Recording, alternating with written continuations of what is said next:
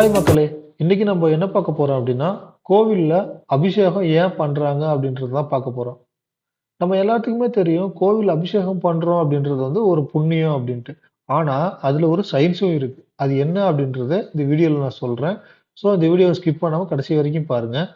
நம்ம கோவில் வந்து பல 100 வருஷத்துக்கு முன்னாடியே கட்டப்பட்ட கோவில்.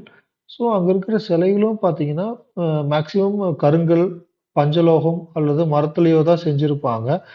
கொஞ்ச நாளுக்கு அப்புறம் அது மக்கி போறதுக்கோ, இல்ல அதெல்லாம் அரிச்சு போறதுக்கோ வாய்ப்புகள் நெறைய இருக்கு. ஸோ இதெல்லாம் தடுக்கறதுக்காக தான் அபிஷேகம் அப்படின்ற ஒரு விஷயத்த நம்ம முன்னோர்கள் இன்ட்ரோடியூஸ் பண்ணி வச்சிருக்காங்க.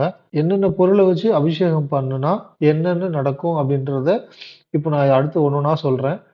பால், தயிர், கரும்புச்சாறு மற்றும் தேன் இதெல்லாம் வந்து யூஸ் பண்ணி அபிஷேகம் பண்ணும்போது, அதுல இருக்கிற கொழுப்பு சத்தெல்லாம் ஈரத்தன்மையா வந்து அந்த கல்லுல வந்து தங்கிக்கும்.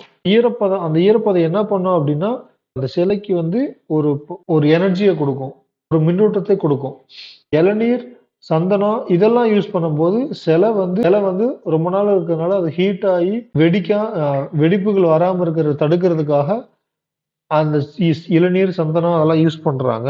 அதுவும் இல்லாம இளநீரும், சந்தனமும் யூஸ் பண்ணும்போது, சிலை வந்து கொஞ்சம் கூலிங்காவே இருக்கும். அப்புறம் மஞ்சள், திருநீறு, குங்குமம் இதெல்லாம் யூஸ் பண்ணி அபிஷேகம் பண்ணும்போது, அந்த சிலையில வந்து ஒரு ஃபங்கஸ் அப்படின்ற ஒரு ஒரு பூஞ்சை வந்து வராமல் தடுக்கிறதுக்காக இந்த 3ம் யூஸ் பண்ணி அபிஷேகம் பண்றாங்க. இந்த வீடியோ புடிச்சிருந்துச்சு அப்படின்னா, வீடியோக்கு ஒரு லைக்க போட்டு விட்டுருங்க.